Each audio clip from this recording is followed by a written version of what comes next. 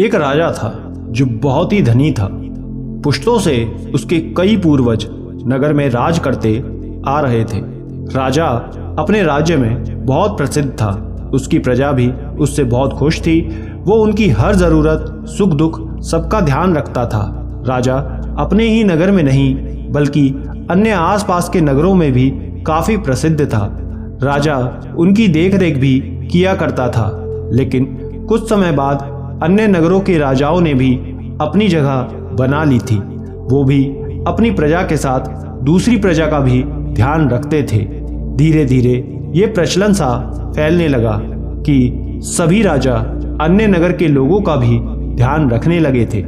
ये देख राजा को अन्य सभी से ईर्ष्या होने लगती है कि वो उसका स्थान और कार्य था, लेकिन अन्य राजाओं के आ जाने से अब उसे कोई नहीं पूछेगा। उसकी प्रसिद्धि भी कम हो जाएगी। अब राजा को यही चिंता सताने लगती है। वो दिन रात इसी सोच में डूब जाता है कि अब उसका महत्व कम हो जाएगा। यही सोच सोचकर राजा बीमार हो जाता है। एक दिन मंत्री राजा के समक्ष बैठा हुआ था। तब उसने राजा से पूछा कि राजन, आप किस बात को लेकर इतने चिंतित हैं कि आपने अपने स्वास्थ्य तक को खराब कर लिया।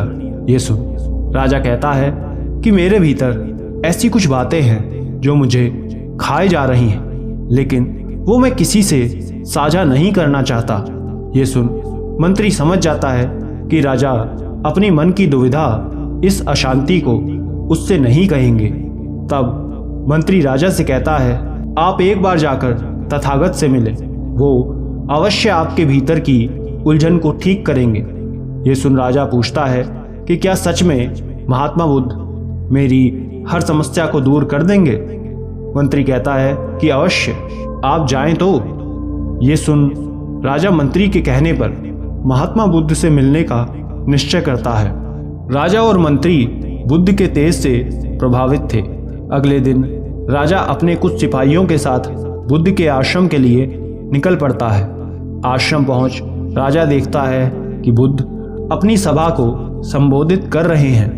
वो भी वहां जाकर उन्हें प्रणाम करके बैठ जाते हैं और उनके उपदेशों को सुनने लगता है। उपदेश पूरा होने के बाद महात्मा बुद्ध राजा को देख पूछते हैं कि कैसे आना हुआ राजन? तब राजा कहता है कि मैं अपने भीतर की एक दुविधा आपके पास लेकर आया हूं। महात्मा बुद्ध कहते हैं कि कैसी दुविधा? ये सुन राजा कहता है कि मैं भीतर से बहुत अशांत हूं। मैं स्वयं के जीवन में शांति चाहता हूं, लेकिन वो मुझे मिल ही नहीं रही। मैं उसके लिए क्या करूं? ये सुन बुद्ध पूछते हैं कि लेकिन कैसी अशांति? तब राजा अपने मन की बात बुद्ध के समक्ष रखते हैं। वो कहते हैं कि मैं वर्षों से यहाँ राज करता आया हूँ। यहाँ के लोगों के दिलों में मेरी छवि बनी हुई थी, लेकिन अन्य राजाओं के आ जाने के बाद वो छवि भी खत्म होती जा रही है। मैं इतने वर्षों से सबकी देखरेख करता आया हूँ और वो सब मेरी देखा देखी कर मेरी जगह छीन रहे हैं। कभी कभी मैं सोचता हूँ कि ये उचित भी है, क्योंकि वो सबकी भलाई ही कर रहे हैं, लेकिन फिर मुझे स्वयं के अस्तित्व की चिंता होने लगती है। वो सारी बात बुद्ध के समक्ष रख देता है और कहता है कि मैं जानता हूँ कि विचार मेरा गलत है। मुझे ऐसा नहीं सोचना चाहिए। ये सब सुन बुद्ध कहते हैं कि आप मुझसे क्या चाहते हैं? तब राजा कहता है कि शांति, जो आप ही मुझे दिला सकते हैं। ये सुन बुद्ध कहते हैं कि इसके समाधान हेतु आपको यहीं रुकना होगा। बुद्ध की बात सुन राजा कुछ दिन के लिए वहीं रुक जाता है। शाम को वो बुद्ध के समक्ष जाकर पूछता है कि तथागत, मैं यहाँ रुक तो गया, लेकिन आपने अब तक मुझे कोई हल नहीं बताया। ये सुन बुद्ध कहते हैं कि आप ध्यान करना शुरू करें। बुद्ध की बात मान वो ध्यान तो शुरू कर देता है, लेकिन उससे ध्यान हो नहीं पाता। बार बार उसका ध्यान भंग हो जाता है। ये देख वो बुद्ध से कहता है कि तथागत, ये ध्यान मुझसे नहीं होता, मैं चाहे कितना प्रयास कर लूं। ये सुन महात्मा बुद्ध कहते हैं कि चलो हम सैर पर चलते हैं। वो राजा को लेकर एक वन की ओर बढ़ जाते हैं। मार्ग में राजा सोचता है कि आखिर बुद्ध चाहते क्या है। कभी मुझसे ध्यान करवा रहे हैं, कभी सैर करवा रहे हैं, जबकि वो मुझे इस समस्या का सीधा हल बता सकते हैं, लेकिन वो मुझे बता नहीं रहे। वो ये सब सोचते हुए मार्ग में वन की तरफ जैसे ही प्रवेश करता है, उसके पैरों में कांटा चुभ जाता है। कांटा चुभते ही राजा दर्द से कराहने लगता है और वहीं बैठ जाता है। बुद्ध जानते थे कि राजा के पैर में कांटे चुभ गए हैं, लेकिन वो उस तरफ ना देख आगे बढ़ते रहते हैं। राजा ये देख कि बुद्ध आगे जा रहे हैं, वो उन्हें आवाज देता है। तब बुद्ध पीछे जाकर बुलाने का कारण उससे पूछते हैं। राजा बुद्ध से पैर में चुभे कांटे को दिखाकर पूछता है कि वो अब क्या करे। तब बुद्ध राजा से कहते हैं कि ये कांटा निकालना होगा, वरना पीड़ा बढ़ेगी। राजा कहता है कि निकालने पर भी पीड़ा होगी। बुद्ध उससे कहते हैं कि ये कुछ क्षण की पीड़ा होगी राजन, लेकिन यदि कांटा भीतर चला गया तो और चुभेगा, तब अधिक पीड़ा होगी। राजा कहता है कि तब मैं क्या करूं तथागत।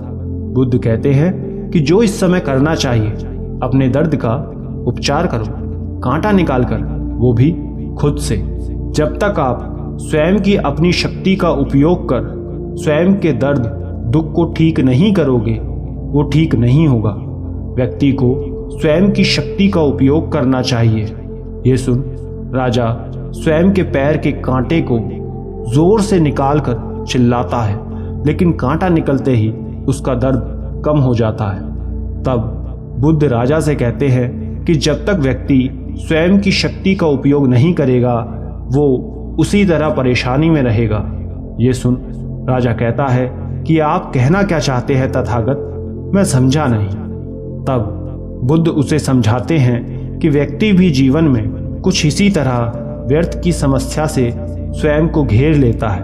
आपने भी स्वयं के साथ यही किया। आपको तो खुश होना चाहिए कि अन्य सभी आपसे प्रेरणा लेकर एक नए कार्य को अंजाम दे रहे हैं, सबका भला कर रहे हैं, लेकिन आपने स्वयं की ईर्ष्या में ये नहीं देखा, क्योंकि आप स्वयं की छवि के विषय में सोच रहे हैं। एक राजा को सबकी भलाई देखकर चलना चाहिए, यही उसका कर्तव्य है।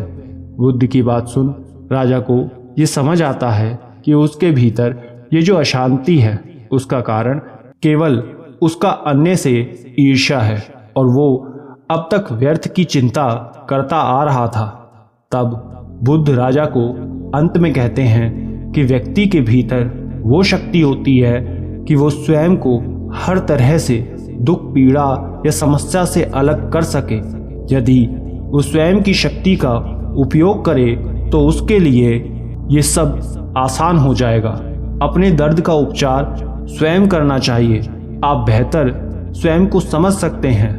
बुद्ध की बात सुन राजा को यह एहसास हो जाता है कि उसे स्वयं के कर्तव्य से मतलब होना चाहिए और एक राजा का फर्ज अदा करना चाहिए, अन्य किसी और व्यर्थ की बात पर ध्यान देने की जगह। और तब वो वापस से महल लौट जाता है। दोस्तों, आशा करते हैं ये बात आपको भी समझ आई होगी। धन्यवाद।